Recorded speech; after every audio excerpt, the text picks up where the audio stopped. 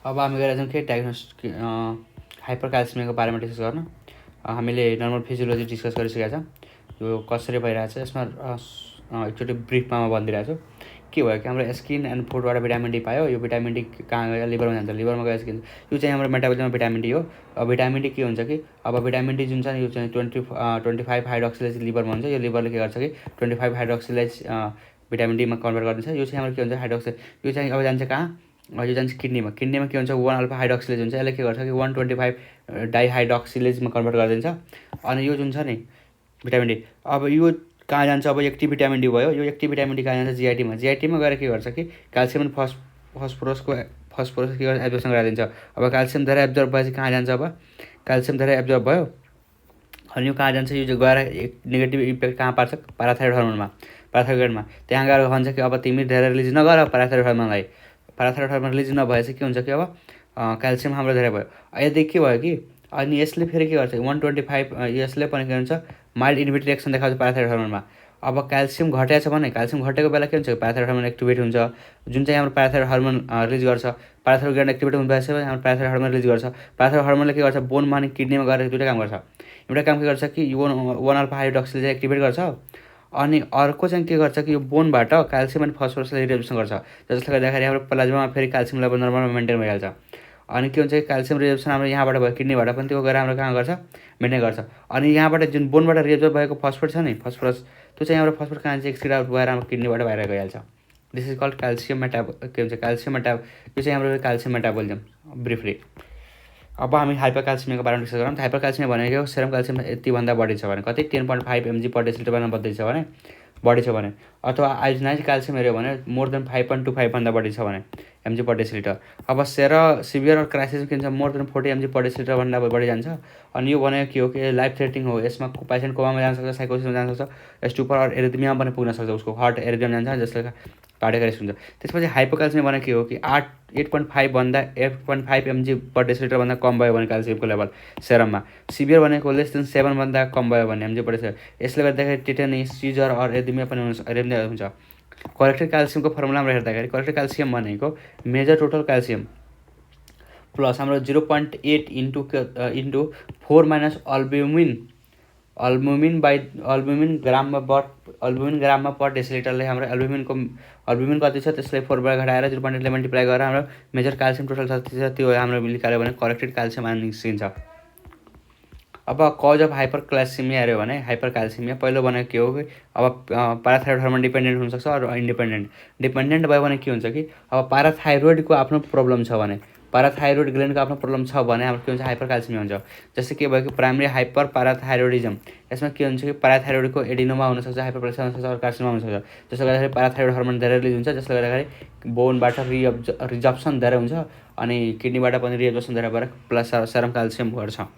त्यसपछि आउँछ हाम्रो टर्सरी हाइपर पाराथाइरोइडिजम, जस्तो के भयो कि हाम्रो सिकेडी भएर हाम्रो के भन्छ कि एक्सक्रेट आउट हुन सकेन, के चाहिँ एक्सक्रेट हुन सकेन के चाहिँ हाम्रो क्याल्सियम एक्सक्रेट हुन सकेन, अनि क्याल्सियम एक्सक्रेट नभएपछि सेरममा हाम्रो इन्क्रिज भएर बस्छ।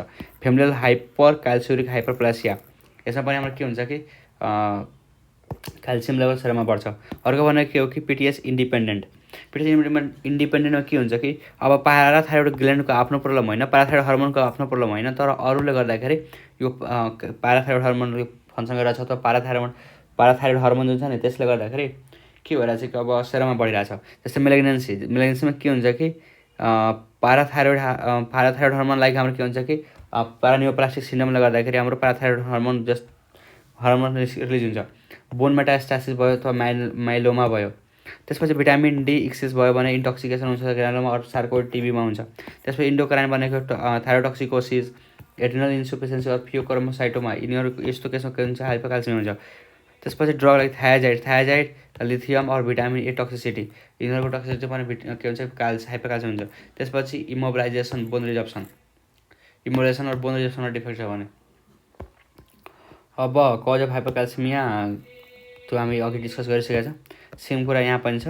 अब यसमा हाम्रो के छ सोलिड ट्युमर जस्तै breast, bronchial cancer, renal cancer, thyroid cancer, यिनीहरू यो कन्ट्याक्समा न्युप्लास्टिक डिजिज भयो। त्यसपछि हाम्रो न्युप्लाज्म अफ द हेमाटोपोइटिक सिस्टमको लाइक माइलोमा, लिम्फोमा और ल्युकेमियामा हाइपरक्याल्सिमिया हुन्छ। त्यसपछि प्राइमेरी हाइपरपाराथाइरोइडिजमको बारेमा अघि डिस्कस गरिसकेका छौँ, यो कन्डिसन भयो हाम्रो। त्यसपछि हाम्रो भिटामिन डी इन्टोक्सिकेसनमा लागि हाइपर भिटामिनोसिस डी और हाइपर भिटामिनोसिस ए भयो भने त्यसपछि हाम्रो अदर इन्डोक्राइनोप्याथीहरू जस्तै hyperthyroidism, acromegaly, phaeochromocytoma, acute renal insufficiency, tertiary hyperparathyroidism, chronic renal फेलियरसँग हुनसक्छ। अनि त्यसपछि आउँछ हाम्रो अदरमा immobilisation, treatment with certain drug like और मिल्क अल्काली सिन्ड्रोम। अनि त्यसपछि हाम्रो आउँछ फल्स हाइपरक्याल्सिमिया और हेमोकन्सन्ट्रेसन के हुन्छ कि सेरम नै घटिहाल्छ, जस्तै हाम्रो फ्लुइड लस भयो, फ्लुइड लसमा के हुन्छ क्याल्सियमको कन्सन्ट्रेसन इन्क्रिज देखिन्छ। त्यसपछि आउँछ ग्रानुलोमेटस डिजिज हाम्रो सार्कोडोसिस, ट्युबरकुलोसिस, बेरिलियोसिस, कोकिडियोमाइकोसिस, त्यसपछि हिस्टोप्लाज्मा लेप्रोसी, त्यसपछि सिलिकन इन्ड्युस ग्रानुलोमाज हुनसक्छ, फ्यामिलियल हाइपोक्याल्सिउरिक हाइपरक्याल्सिमिया हुनसक्छ। त्यसपछि हाम्रो स्युडो हाइपरपाराथाइरोइडिजम लाइक जन्सन डिजिजमा हाम्रो हाइपरक्याल्सियम हुन्छ। These are the some causes. अब क्लिनिकल फिचर हेऱ्यो भने के हुन्छ कि एउटा यसमा bone stone, groan, moan and psychic overtone रहेछ। अब बोनो प्रब्लम हुनसक्छ, किडनी स्टोन हुनसक्छ, ग्रोन अब कन्स्टिपेसनहरू हुनसक्छ, मोन। त्यसपछि हाम्रो आउँछ कि सिस्टम वाइजमा के हुन्छ कि मस्कुलोस्केलेटल सिस्टममा bone pain, fracture, osteoporosis, muscular weakness हुनसक्छ। रेनलमा पोलियुरिया, पोलिडिस्पेसिया, नेफ्रोलिथियासिस, नेफ्रोक्याल्सिनोसिस हुनसक्छ।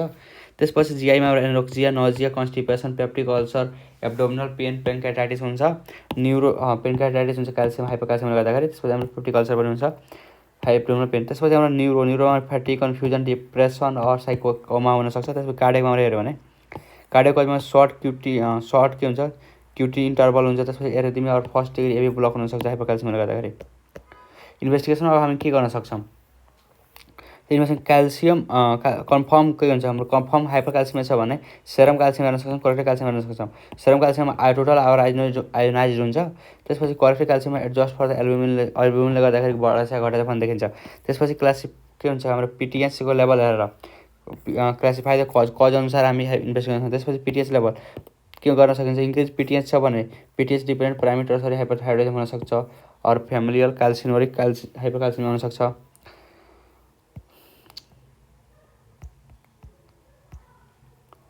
फ्यामिलियल हाइपोक्याल्सिउरिक हाइपरक्याल्सियम।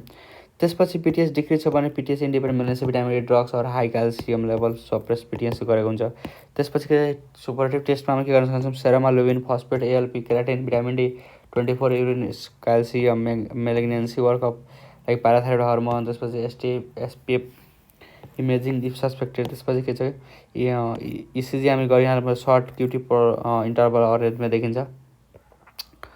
अब के छ कि हाम्रो यो हाइपरक्याल्सिमिया जुन छ नि, हाइपरक्याल्सिमिया, सेरम क्याल्सियम यो हाम्रो भइसक्यो। त्यसपछि हाम्रो के हुन्छ यो डिस्कस गरिसकेका छौँ, आयोनाइज क्याल्सियम त्यो हुनुपर्छ। त्यसपछि कन्फर्म हाइपरक्याल्सिमिया, अन्डरटेकन क्लिनिकल एसेसमेन्ट, अनमेलेन्सी यो सबै हाम्रो अघि डिस्कस गरिसकेका छौँ। त्यसपछि हाम्रो के छ कि अन्डरटेकन एप्रोप्रिएट टेस्ट हाम्रो के छ कि टेस्ट टेबलमा हाम्रो यो टेस्ट पनि डिस्कस गरिसकेका छौँ। त्यसपछि आउँछ हाम्रो सप्रेसन पिटिएच और त्यो इलिभेटेड नर्मल पिटिएच छ भने, सप्रेस्ड पिटिएच छ भने हाम्रो के हुन्छ कन्सिडर मेलिग्नेन्सी आउटकम क्लिनिकल के हुन्छ हाम्रो सेरम टेस्ट और इएसपी प्याराथाइरोइड। त्यसपछि हाम्रो रेडियोग्राफ गर्नु पऱ्यो।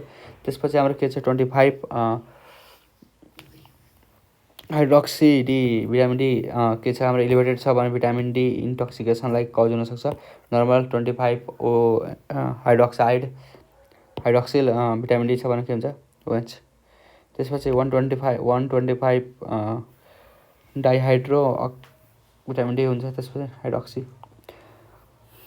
त्यसपछि नर्मल और लो हुनसक्छ। त्यसपछि आउँछ 125 एलिभेटेड छ भने युएसमा नर्मल और लो छ भने के गर्न सक्छ, drug other like endocrine disorder हुनसक्छ। त्यसपछि हाम्रो यो छ 125 डी इलिभेटेड छ भने 125 हाइड्रोक्साइड डी इलिभेटेड छ भने के गर्नु, सार्कोइडोसिस, अदर ग्रानुलोमाटस डिसअर्डर और द लिम्फोमा यो सबै हुनसक्छ। त्यसपछि हाम्रो आउँछ सेरममा पिटिएस लेभल इलिभेटेड और नर्मल छ भने यो सप्रेसको केसमा त इलिभेटेड छ भने हाम्रो के हुन्छ फस्फेट ग्रुप भयो त EGFR less than 30 ml per litre छ भने टर्सरी हाइपर प्याराथाइरोइडिजम हुनसक्छ।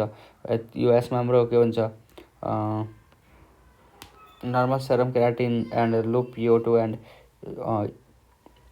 UCCR मोर देन 0.01 छ भने हाम्रो प्राइमेरी हाइपरथाइरोइडिजम।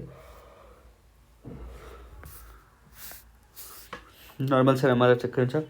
फ्यामिलियल हाइपरक्याल्सिमिया।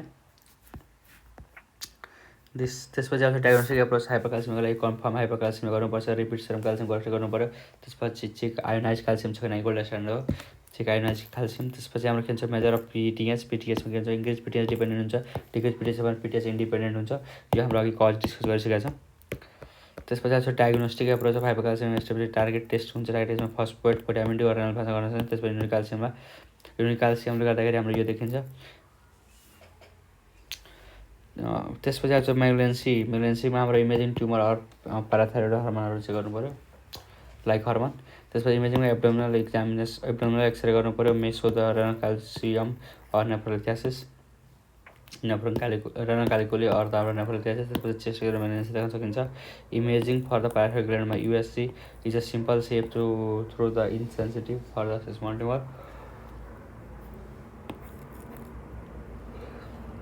त्यो high resolution CT MRI more sensitive technique भयो।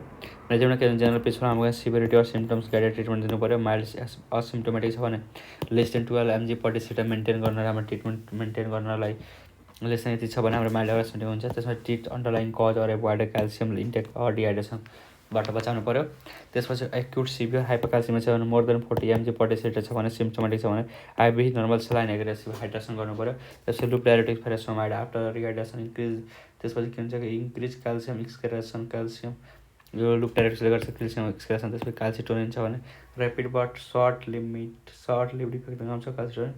त्यसपछि आइभी बाइफस्फोनेट हाम्रो जोलेड्रोनिक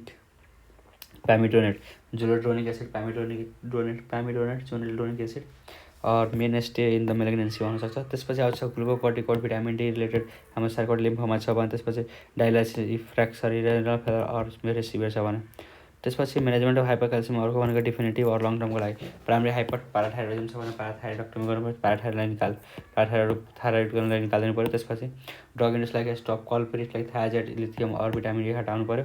त्यसमा मेलेन्सी रिलेटेड छ भने के हुन्छ cancer specific therapy like chemotherapy, radiotherapy or surgery गर्नु पऱ्यो।